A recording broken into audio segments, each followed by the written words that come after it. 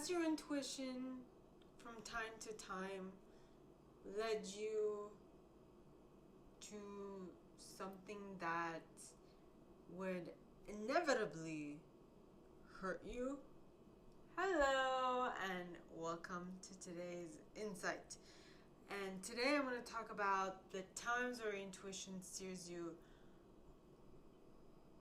seemingly in the wrong direction, but it's actually in the right direction. They say that in every rejection is divine protection.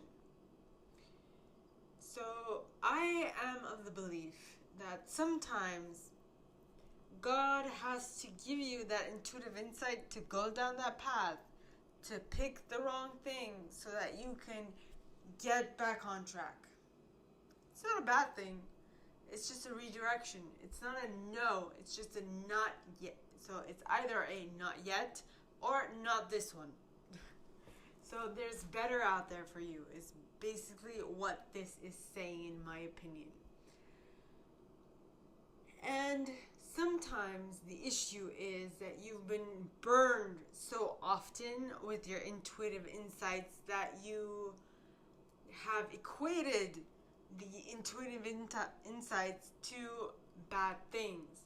But it is not bad things. It is what happens at the end of it all. Like, at the end of it all, yes, you got burnt, hurt, but you came out of it better because you learned something that you might not have learned had you not listened to your intuition.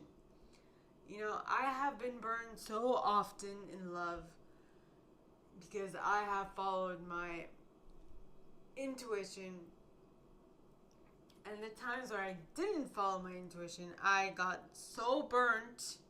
I got even deeply burnt. Okay, so like when I did follow my intuition, the burn was kind of first degree, metaphorically. But then when I didn't listen to my intuition, the burn was like second degree. And then when I listened to my intuition again, or should I say when I listened to my ego, my desires, my wants, those were like third degree burns. And that hurt like a mofo. Like literally, I was literally listening to my ego. I listened to my ego. And one of the things that we learned in Bible study, okay, in the past couple of weeks, is that sin is birthed by a desire that you might have. Or should I say, the devil, okay, knows how to get you to sin by going after what you desire, okay, a want of yours, a necessity, something that you crave, something that you want, right? For example, now this might not be the case, but the app Crave or the channel or whatnot, which is basically binge watching material, right? And so what is it? You crave something to do because you don't occupy your time. So you go on Crave and you watch and you binge watch stuff. Okay. The problem is not watching content. The problem is binge watching content.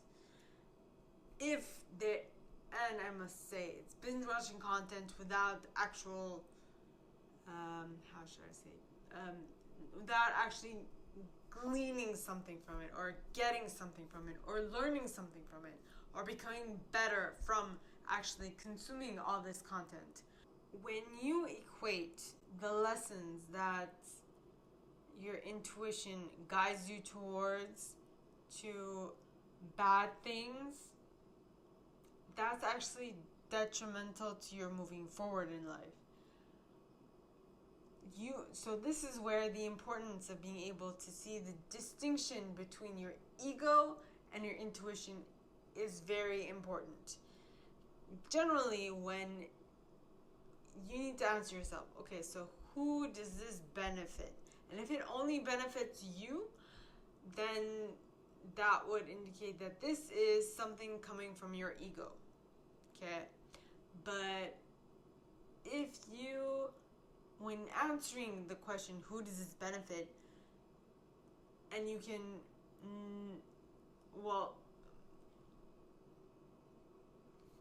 answer it with this helps a collective larger than just yourself, then that's better. Now, if you are next level ninja, like ninja warrior, being able to figure out how your wants and desires can actually assist others, well, then you are no longer in the me, myself, and I mode. You are in the how can I be of assistance to others.